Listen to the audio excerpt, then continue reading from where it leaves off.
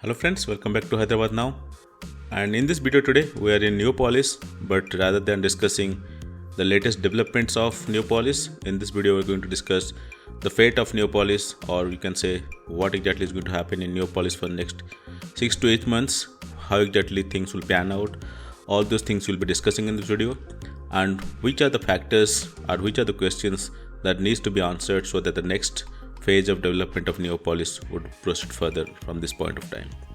As you can see, this is the phase 2 of auction which happened few months back, where the prices have been touched 100 crore plus per 1 acre of land, and these are the companies which got the highest bidding. Prominent of them are Brigade Enterprises, D Blue Oak, then Happy Heights, Rajapuspa, APR Group. And as you understand, few of the APR Group, Brigade, D Blue Oak, and these three companies are planning for their apartment communities pretty soon.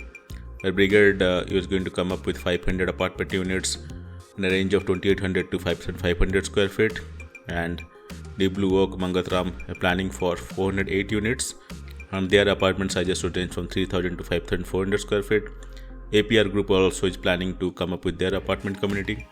So with all these things being planned, and with the current the recent changes in the government, how exactly the things are going to pan out, so we'll be discussing all these details in this video. So to start with, there are basically 5 questions that needs to be answered to define what is the next course of action for Neopolis is, and whether Neopolis is going to get the second phase of development coming over here. So the first question obviously is whether the infrastructure development which was going on under the BRS government, whether that will continue. And as we have seen in the past, with change in government, the priority changes. So which basically means even if any government is focused on development, there could be specific areas where they would target more compared to some other areas. And Neopolis being the pet project of the previous government, whether the current government will take this forward, and only little time will tell if that's going to materialize, because that, if happens, is going to define the next phase of action in Neopolis.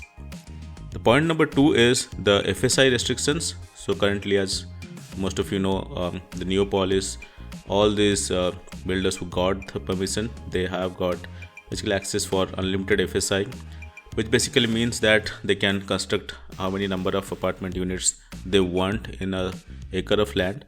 But obviously, considering all these are ultra luxurious apartment communities coming up over here, so that is something which will be under control, because if you are paying 5 to 6 crore, you do not want your apartment community to be crowded. And the point number 3 is definitely, as you know, the auction 2 prices were much more than auction 1 prices, and all the apartment communities you see in Neopolis currently undergoing are from auction 1, where the prices were close to 50 to 60 crores per acre. But in auction 2, it reached almost 80 crore rupees on an average per acre of land, which basically means the apartment cost has to increase by around 30 to 40% compared to all the projects which is going in phase 1. So that being said, the prices should increase here further, but considering the attractiveness of Neopolis, if it goes down and the prices increase, is it going to be sustainable in the medium to long term? And point number 4 is lack of commercial spaces and office spaces. As you know, as of today, only My Home is coming up with their commercial space and office space over here, but all other builders who are planning for over here are going for residential units primarily. So which in a sense would mean that only there's going to be residential units, and very less commercial activities will be going on in Neopolis, at least in the medium term, which could be a detriment for the development of Neopolis in future.